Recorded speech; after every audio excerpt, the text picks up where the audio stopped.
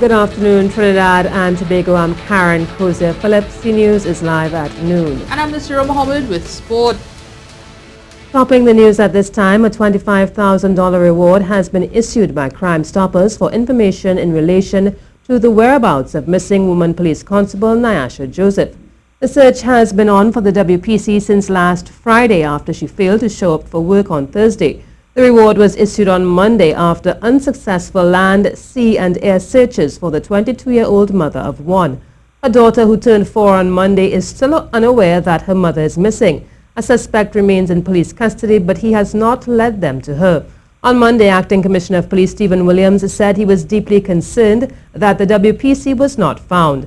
A prayer vigil has also since been organized by her colleagues in the police service.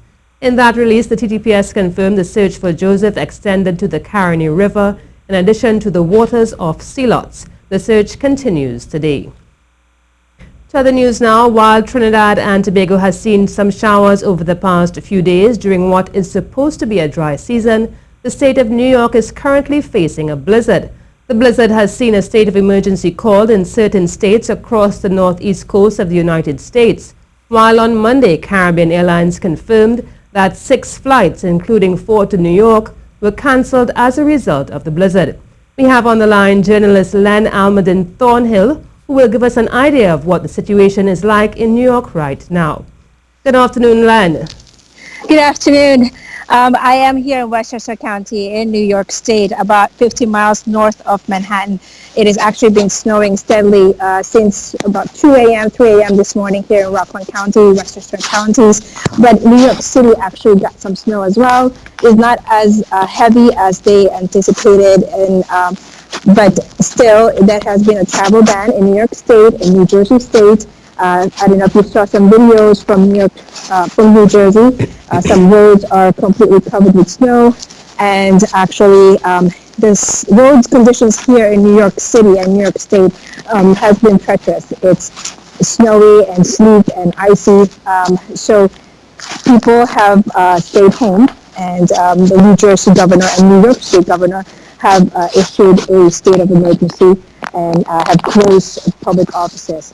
And we are expecting to have more snow actually this afternoon, and hopefully it will taper off sometime early this evening. And I'm here from Westchester County, Len Almaden Thornhill. Thank you very much, Len. Further news now, opposition leader Kamla Persad-Bissessar has written to the Bankers Association of Trinidad and Tobago asking for a meeting to discuss the issue of bank charges and escalating fees for bank services. According to her, since mid-2016, the government said it would be looking to have these regulated. However, up to now, nothing much has been done. She said since BATT made it clear it is willing to work for the betterment of the country, she wants to see how best both parties, BATT and the UNC, can work together. Within the past few months, there has been public outcry about escalation in bank charges and in fees for bank services in Trinidad at various levels of society, business organization, chambers and so on. The UNC, as a responsible opposition representing interests of the people as a whole, is committed to encouraging an environment for business success and economic growth. Mrs. Persad-Bissessar, quoting from the Central Bank's Financial Stability Report, said the banking sector made $4.1 billion in profits before tax. Increase was driven by, guess what? Increases in dividends, increase in foreign exchange profits, but here this one, from increase in income spreads, that is the interest they charge you when you borrow, and that is the interest they pay you if you deposit. The spread is so great. And here the other one, an increase in fee income. And a few hours before these statements were made, the Bankers Association issued a media statement raising concerns about what it said was disparaging remarks made by individuals and industry groups about the integrity of the sector. BATT said while it welcomed discourse on the issue, it respectfully requests that this discussion takes place in an atmosphere of mutual respect. BATT said consideration must be given to the negative perception and damaging effects such remarks can have on an industry which employs over 10,000 Trinidad and Tobago citizens, represents over 15% of the nation's gross domestic product, and which provides services to close to 1 million citizens.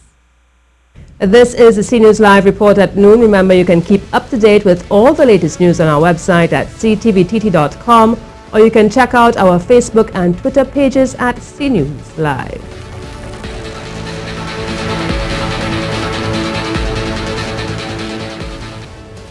While debate on the planned amendments to the Miscellaneous Provisions Trial by Judge Alone Bill 2017, which could see the removal of trial by jury, is set to begin in the Senate today. Now, according to Attorney-at-Law Subhash Pandey, the government must be very careful, as some of the amendments may not have a positive effect on dealing with the issues with the criminal justice system. For example, the bill will remove preliminary inquiries, therefore clearing a backlog at the level of the Magistrates Court. But now there is the possibility of a backlog at the High Court. He's also concerned with Clause 22, which states that should the Director of Public Prosecutions fail to place an indictment against an accused within 12 months, a legal application can be made to allow that person to be set free. Serious crimes, whether they be blood crimes, non-blood crimes, they should not fall under this. Let's take matters, let's say, if you could get up to 10 years, you may get 10 years. Those are not very serious offense when they compare to murder and rape. Those probably should fall at the side, could fall at the side. But any matter above where somebody can get over 10 years, those matters must be kept in the system at all costs. He also said, according to the amendments, police officers do not have a time limit to complete their investigation. Therefore, it can cause what he said was a front-loading delay. Piece of legislation is putting a strain on the DPP and the defense, but is putting no time limits on the police in order to complete investigation. So then the delay, if the DPP doesn't want to be caught, what the DPP will send back the file. And therefore, since there's no time limit for the police to put forward a file, then you may have front-loading delay with the police. And the Islamic Front has expressed support of opposition Senators Gerald Ramdin and Wayne Sturge as they share concerns about the Miscellaneous Provisions Trial by Judge Alone bill. The group made reference to practices in Islamic states where the government appoints judges to adjudicate cases. They explained an Islamic judge must be of majority age with immaculate character. They must be free, a Muslim, sane, unconvicted of slander, and educated in Islamic science. Their performance must be totally congruent with Sharia without using their own interpretation. They said in the release they were not going to stand silent and allow the fate of the citizens of this twin island state to be decided by a judge and a judicial system whose character and mannerism is totally opposite to what was just described. Opposition leader Kamla Persad-Bissessar wants to know where government will be getting money to pay the $89 billion in debt which it has acquired. At the UNC Monday Night Forum last night, Mrs. Persad-Bissessar said the government has increased the country's fiscal debt at the end of the 2016 fiscal year to $89 billion. She said it's a dangerous place to be. She explained that the debt is a burden for all the working people in the country.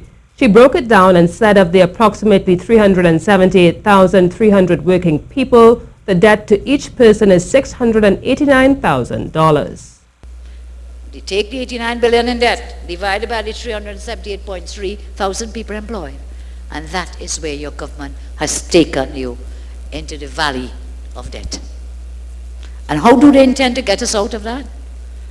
I have absolutely no idea what they intend to do. Because so far for the 18 months, as every speaker will tell you, they have done nothing to grow the economy. They have done nothing to grow jobs. Jobs have also fallen, the new report, in every regard. Now here's Ian Wallace with your afternoon weather. There's still some moisture around, so we could be seeing a couple of showers, particularly across the hills for Trinidad and Tobago, and occasional cloudiness expected. It will be a pleasant day of 30 to 32 degrees Celsius. Rainfall-wise, Tobago has seen 55 millimeters. Normally they get 43 millimeters for March. Meanwhile, in Trinidad, it's been 22 millimeters recorded at Piarco. Normally expect 32 millimeters, but we have several weeks left to run. For mariners heading out, still expect occasionally choppy seas of 2 to 2.5. East-northeasterly swells of 9 seconds, and east-northeasterly winds fresh at 15 to 20 knots, bringing some whitecaps and possibility of some spray as well. Tide is high at 5:30 p.m., then low at 11:30 p.m. That's the latest weather, and I'm meteorologist Justine Wallace. More focus needs to be placed on men-to-men and women-to-women violence. This from President of the Single Fathers Association, Rondell Fields, who says violence is not just about one gender harming the other. It has become such a norm now that we don't care about it. We highlight particularly domestic violence, and I think I kind of blame the advocates for that, because many of the groups are centered around those things. There's always a gender group that pushes a agenda, single fathers, or you have womantra, and it's always one side. But when we're dealing with violence, it is something that affects both genders. It's something that both genders are losing from. The association will be having a 300-man march against violence against women on March 18th. While it said a single march would not be enough, Mr. Fields believes it will raise needed awareness. But we need to make a resounding statement as men. We need to say, hey, we're not just sitting down and looking at it. Because many people perceive men to be, all right, you all causing the problem, you all. But I am certain that we are part of the solution. Yeah. In other news now, President Anthony Carmona has assented to the Public Procurement and Disposal of Public Property Amendment Act No. 3 of 2017. The amended act was received and assented to on Monday. The Act No. 3 of 2017 amends the Public Procurement and Disposal of Public Property Act 2015 to reduce the term of office for the regulator and other members of the board appointed to govern the Office of the Procurement Regulation. The Director of Housing and Human Settlements for Habitat for Humanity International Latin America and the Caribbean paid a courtesy call on the Minister of Housing and Urban Development today. Ms. Monica Ramirez visited Minister Randall Mitchell at his South Key office this morning as part of Habitat for Humanity TT's 20th anniversary, which is today. The ministry sent out a release concerning the visit a short while ago, detailing moments in the meeting. The minister acknowledged the work done by the group since 1997 and their devotion as a charity organization to constructing simple, decent and affordable housing. The minister also discussed present collaborative efforts and other possible areas for partnership, such as the development of disaster-resilient housing. Both parties agreed that the success of the new urban agenda lies in its ability to promote community-led development, environmental sustainability, and the provision of affordable housing. We now have Nazira with the sport report, and she's telling us that Andre Russell is in the news again. That's correct, Karen. A date has been set for his hearing, his appeals hearing, that is, in his bond that was constituted just in January of this year. Sir Hilary Beckles, Vice-Chancellor of the University of the West Indies, was inducted into the U.S. Cricket Hall of Fame in recognition for his many contributions to the advancements of West Indies cricket and world cricket. Sir Hilary, who was the only player in the history of the BCA, which is the Barbados Cricket Association, to top the runs and wickets tally in the same season, somehow failed to play for the West Indies and fulfill a childhood dream, which he says has left an unhealing wound in his soul. But he was recognized for his many off-field contributions to cricket as an administrator, scholar and strategic innovator, such as setting up and chairing the CLR James Cricket Research Centre, the Sagicor West Indies Cricket Board High Performance Centre, the Combined Campuses and Colleges CCC team, the Sir Frank Warren Memorial Lecture Series, and the creation of the picturesque 3Ws Oval at the UWI. In response, Sir Hilary said he felt somewhat like an imposter to be in the company of great Hall of Famers such as Sir Garfield Sobers, Sir Vivian Richards, Michael Holden, and Sir Wesley Hall, who are his dear friends and living heroes. Moving away from cricket now, the national footballers are switching training bases from the Larry Gomes Stadium to the Hazley Crawford Stadium as of today, in the build-up to the Panama World Cup qualifier on the 24th of March. But members of the New Look Soca Warriors outfit were back at work following their 2-0 victory over Barbados in an international friendly. Ken Fuentes caught up with the man who led the team into battle, the veteran goalkeeper Marvin Phillip, and asked him about the performance. The team's success was that they followed the instructions of Coach Lawrence. I thought the team responded well to what the coach emphasized on for the past training sessions. At times I thought we could have been playing a little faster, but as our first game after 12 sessions as a coach stressed, it was a good outing.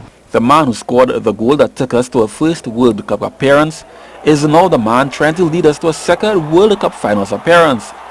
And Phillips says he and his teammates have a lot of respect for their new head coach. Yeah, we totally have a lot of respect towards him, you know, and I think that's the key, having a lot of respect towards him, and that's why he would be getting the good response from the guys. With just over a week before the resumption of the World Cup qualifying campaign, the experienced custodian says the team is confident they can turn their fortunes around and qualify for the 2018 games in Russia. Nah, it isn't over as yet until it's over, but I think we have a good chance, a good chance coming up. Once we have that love and once we have that togetherness going to those games, we'll get a positive result. First up for Trinidad and Tobago will be Panama, who comes calling on March 24th, followed 4 days later by Mexico, both at the Hazley Crawford Stadium. Kent Fuentes, C Sports. And that was the sport for today. And that's how we end the C News at Noon Report. I'm Karen Kozia-Phillip. And I'm Nasira Mohammed. Now remember, for up-to-date and breaking news throughout the day, you can visit the C News website at ctvtt.com. Do have a good afternoon.